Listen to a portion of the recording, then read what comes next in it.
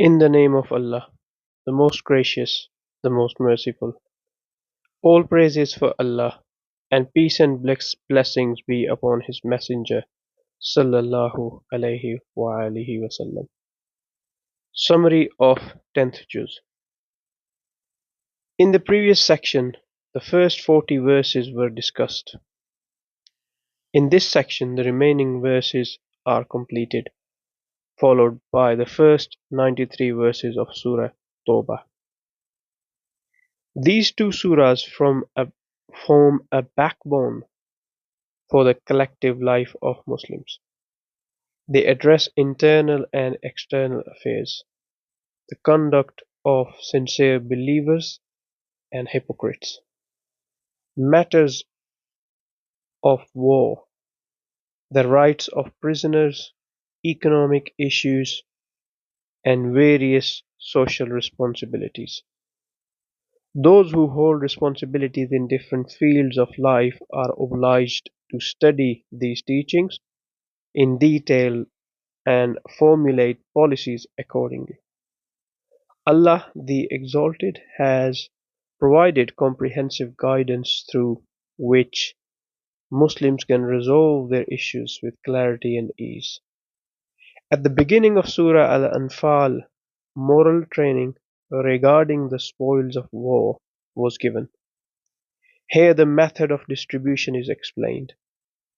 The spoils are to be divided into 5 parts. 1/5 is for Allah and His Messenger, and the remaining 4/5 are distributed amongst the fighters. A mounted soldier receives 2 shares, while a foot soldier receives 1 share. The share attributed to Allah and His Messenger is in fact designated for the Messenger of Allah, peace be upon him, his family, and the needy among the Muslims.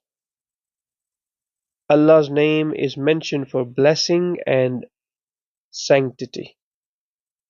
The spoils of war are a trust, and no fighter is permitted to take anything from them before their official distribution.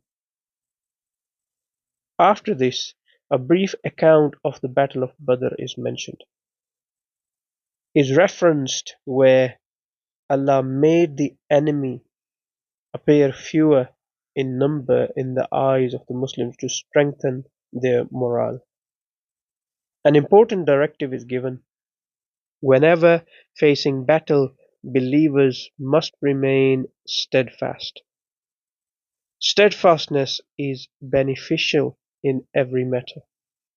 Several principles of success are outlined, including abundant remembrance of Allah, obedience of Allah and His Messenger, avoidance of disputes and mutual hatred, and patience. Internal conflict weakens collective strength and diminishes awe. Arrogance and boastfulness are condemned, and irresponsible or chaotic propaganda is described as harmful. It is also mentioned that at the time of Badr, Satan appeared in human form as a tribal leader and accompanied the Quraysh army. However, when he saw the angels, he withdrew and abandoned them at the critical moment. This reflects his nature, to deceive at decisive times. Believers are warned to remain cautious of such satanic influences. The scene is also depicted in which angels extract the souls of the disbelievers in a painful manner. A fundamental principle is stated: Allah does not change the condition of a people until they change what is within themselves. Ingratitude leads to the loss of blessings, while gratitude and obedience ensure their continuation. Finally, it is declared that the leaders of Makkah are similar to Pharaoh and the deniers among past nations. Therefore, their end will be similar as well. Further instructions were given regarding treaties between nations. Muslims were directed to remain prepared for war as much as possible. Preparation requires financial resources. Therefore, glad tidings were given that whatever wealth is spent in the path of Allah will receive the best reward. At the same time, it was clarified that if the enemy inclines toward peace, then peace should be accepted. War is only for necessity. The companions were praised because Allah placed mutual love in their hearts. This is a divine blessing that cannot be attained through wealth. Believers were comforted Believers were comforted with the assurance that Allah is sufficient for those who follow Him and His Messenger. Whoever safeguards the commands of Allah, Allah safeguards him. Encouragement was given to strive in the path of Allah. If determination is firm and the objective is purely the pleasure of Allah, believers can overcome an enemy twice their number. Complete trust in Allah is the real foundation of success. Since the war, since the first major military encounter, since this was the first major military encounter, prisoners of war were taken for the first time. The Prophet, peace be upon him, consulted his companions regarding their treatment, suggested that they be executed because they were enemies of Islam, and their execution would establish the Muslims' authority. And some others suggested accepting ransom and releasing them so that their hearts might soften. The ransom was accepted and they were freed. However, a warning was revealed indicating that this decision could have led to punishment, though it was also clarified that the ransom was made lawful for them, as the eventual ruling was to allow ransom for prisoners. Thus Allah granted leniency. In the believing emigrants, muhajirun, and helpers, Ansar, are praised and encouraged to support one another. They are described as true believers and spiritual allies of one another. However, it is also clarified that inheritance rights belong to blood relatives. This alliance is religious, not familial in terms of inheritance. Support of religion can take two forms, as demonstrated by the Muhajirun and Ansar. With this Surah Al-Anfal concludes. It is also a Medinan surah and is written without Bismillah, Surah Tawbah.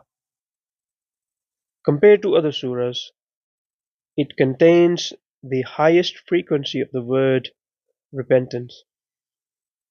It was revealed during and after the expedition of Tabuk and deals largely with military campaigns. Through this surah, the polytheists of Mecca were given 4 months respite, after which their treaties would be annulled and they would not be permitted to remain in the Arabian Peninsula.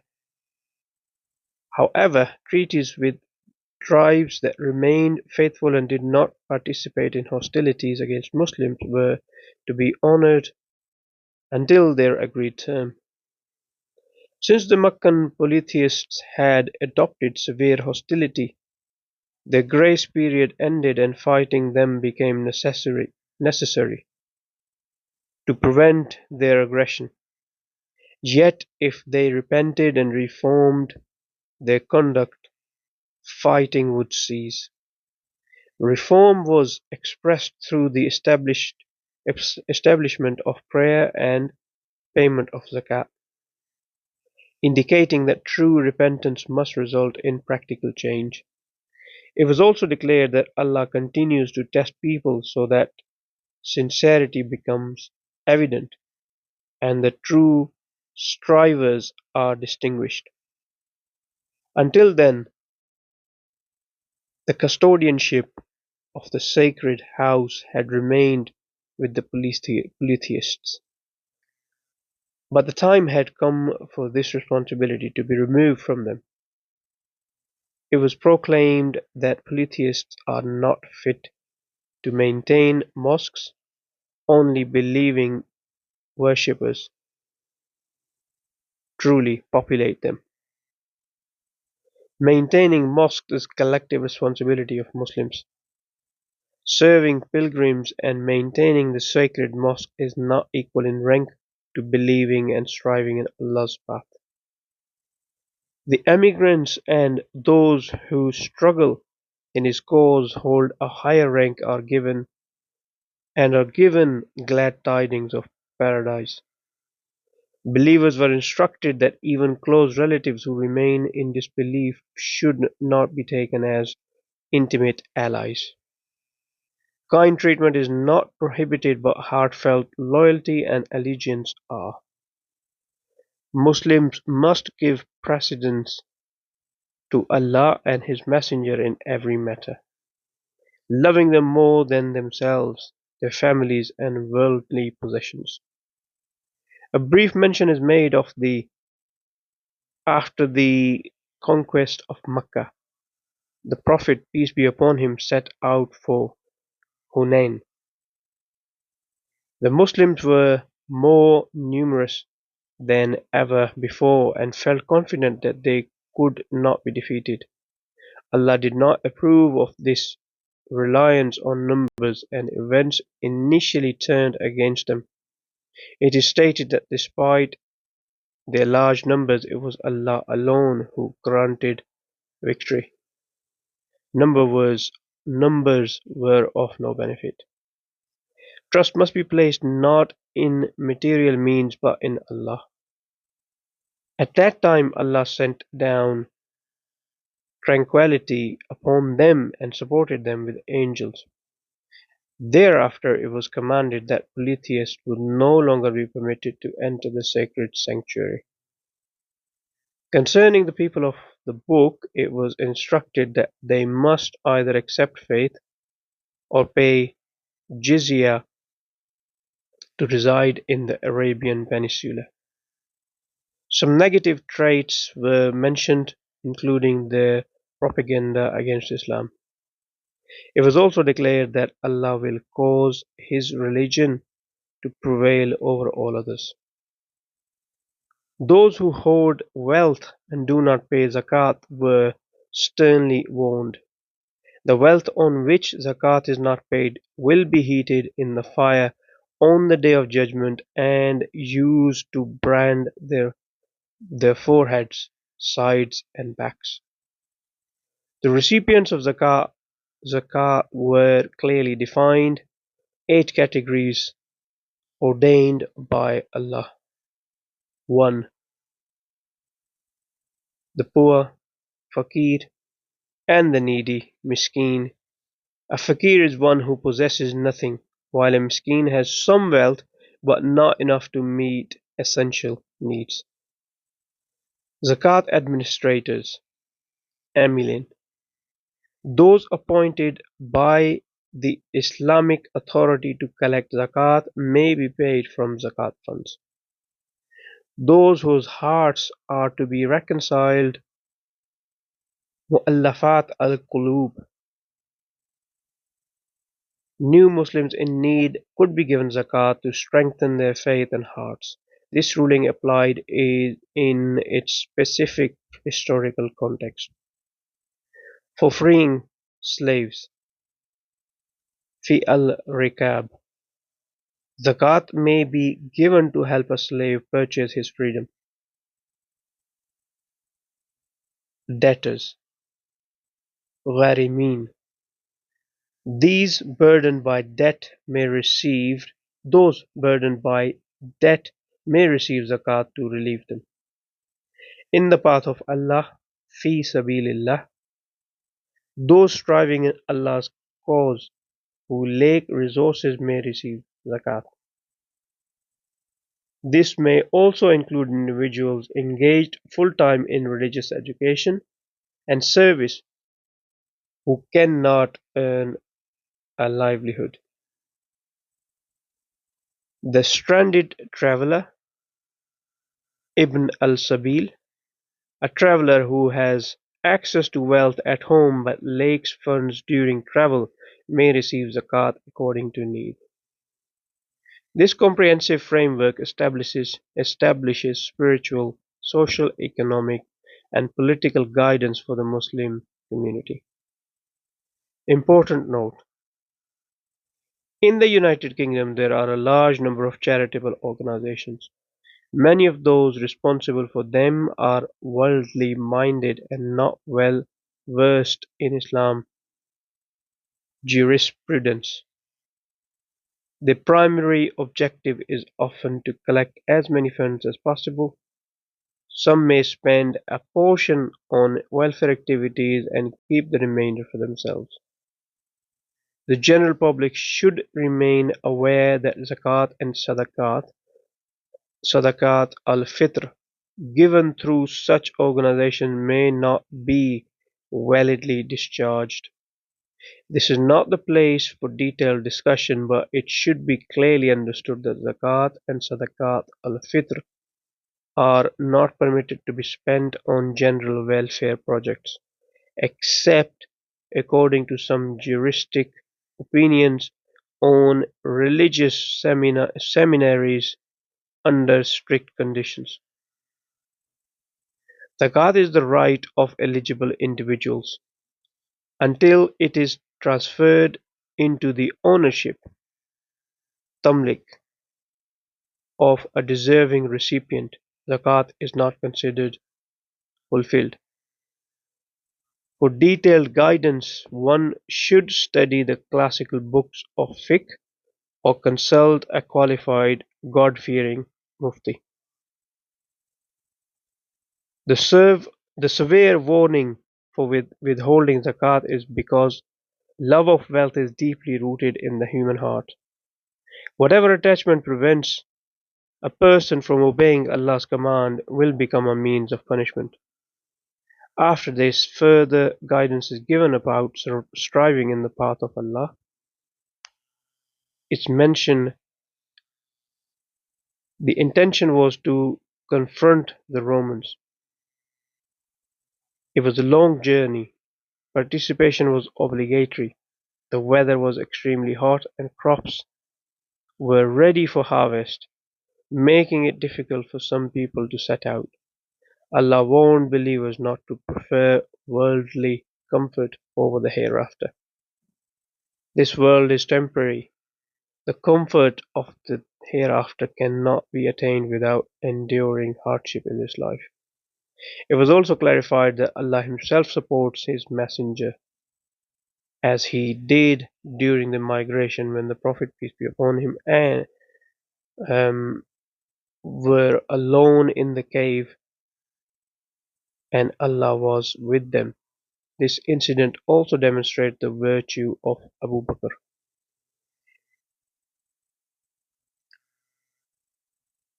Allah describes in detail the behavior of the hypocrites in times of peace and war.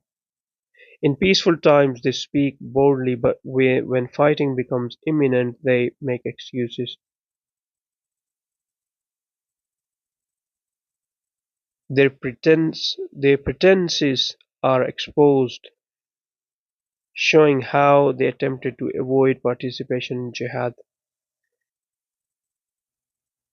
The Prophet, peace be upon him, was instructed not to accept their excuses as they were lying. This establishes that making baseless excuses to avoid righteous deeds is a sign of hypocrisy. Their characteristics were clearly outlined. They become pleased or displeased based on worldly gain. They harm the Prophet. Their inner secrets were exposed. One major trait mentioned is that they mock the Prophet and the religion, even jokingly belittling the Prophet or making fun of the religion is described as the behavior of hypocrisy. It was declared that hypocritical men and women are allies of one another, and for them is a painful punishment and the curse of Allah. And believers, men and women, are allies of one another, and they are obedient to Allah and His Messenger. On the return from Tabuk, there was an incident where some hypocrites intended to attack the Prophet while he was passing alone through a mountain pass, intending to assassinate him. Allah foiled their plans, and this is alluded to in the surah. Subsequently, the command was given to deal firmly with the disbelievers and hypocrites and to strive against them.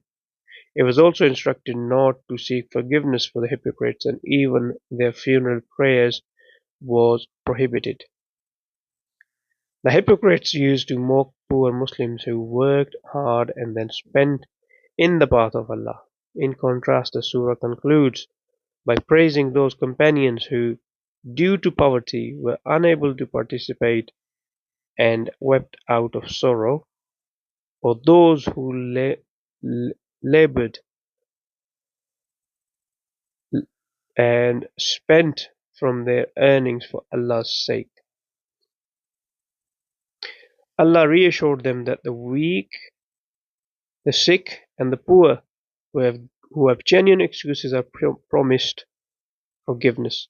Believing men and women are allies of one another in the righteousness, and for them Allah promises mercy, leisure, and everlasting paradise. With humility, scholars and people of knowledge are requested. If you notice any error, kindly inform us. If it is correct, please help in conveying it to others. Any constructive suggestions are welcome. Thank you for listening, reading, and sharing.